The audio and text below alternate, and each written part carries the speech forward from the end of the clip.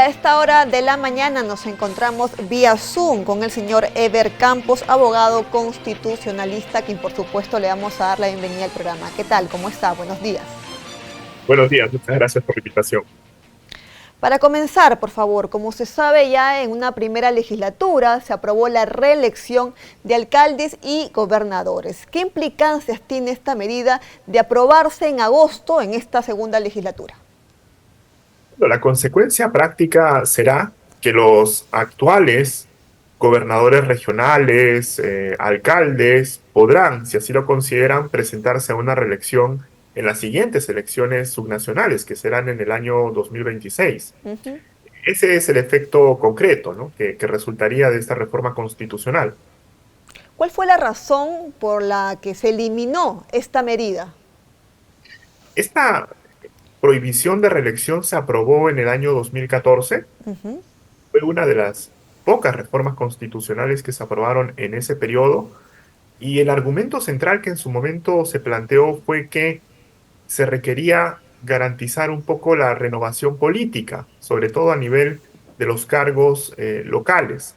Y se quería evitar también que las autoridades que en ese momento ejercían estos cargos aprovecharan la posición que ostentaban para beneficio propio, ¿no? Es decir, el uso de recursos de los municipios, de los gobiernos regionales para apalancar sus campañas en una posible reelección. Entonces, un poco el motivo fue evitar esos riesgos y, naturalmente, pues generar condiciones que propiciaran una participación más activa de pronto de otros actores que no tenían las posibilidades de intervenir en política. Entonces, se podría decir que esos riesgos podrían volver de ampliarse una reelección más, porque estarían, tengo entendido, 8 años. Podría efectivamente estar ese tiempo. Yo diría que son riesgos que están presentes, pero diría también que, sobre todo en este tipo de cargos, una medida tan extrema como la prohibición absoluta de reelección puede ser también contraproducente. Una gestión municipal, por lo general, para que rinda frutos, toma algún tiempo. Muchas veces quienes llegan a estos cargos no tienen experiencia, es difícil conformar equipos eficientes, la gestión pública requiere experiencia, y sobre todo quienes se dedican, ¿no?, a la política debieran tener también algún espacio para que puedan consolidar sus trayectorias y carreras.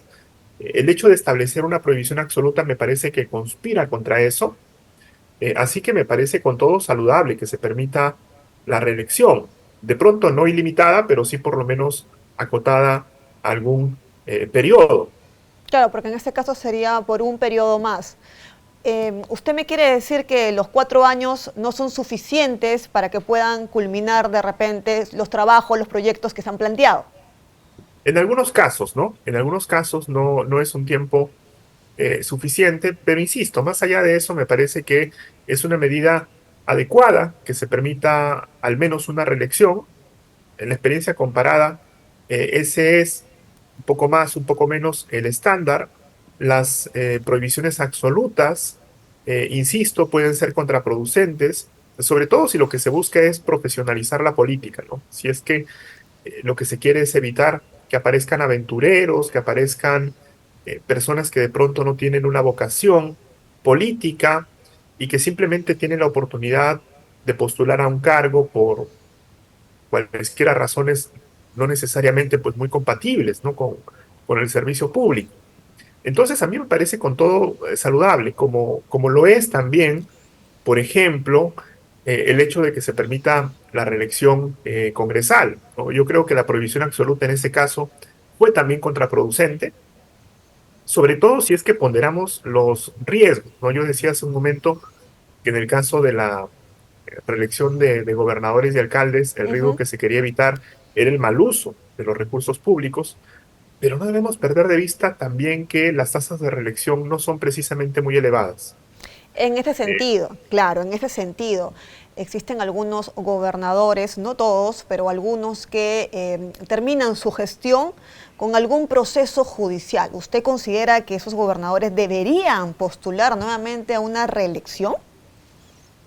no, definitivamente no, ¿no? O sea, Y personas que no solamente son cuestionadas, sino que son procesadas y en no pocos casos condenadas por delitos contra la administración pública, por delitos graves, de ninguna manera deberían no solo volver a postular, sino en general tener espacio en la gestión pública, porque son personas que han demostrado que no tienen vocación por el servicio público y sobre todo que han hecho un mal uso de los recursos con los que contaban para aliviar las grandes demandas y necesidades de todos.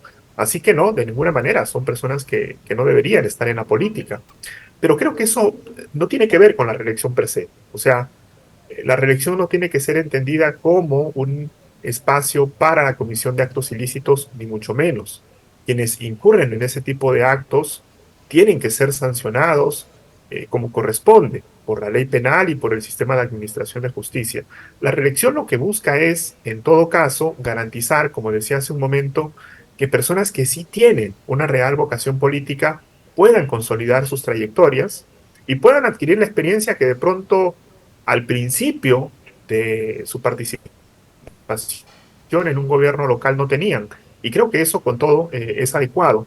Sobre todo, y resalto de nuevo este punto, si consideramos que las tasas de reelección, salvo algunos supuestos excepcionales, no son precisamente muy altas en nuestro país.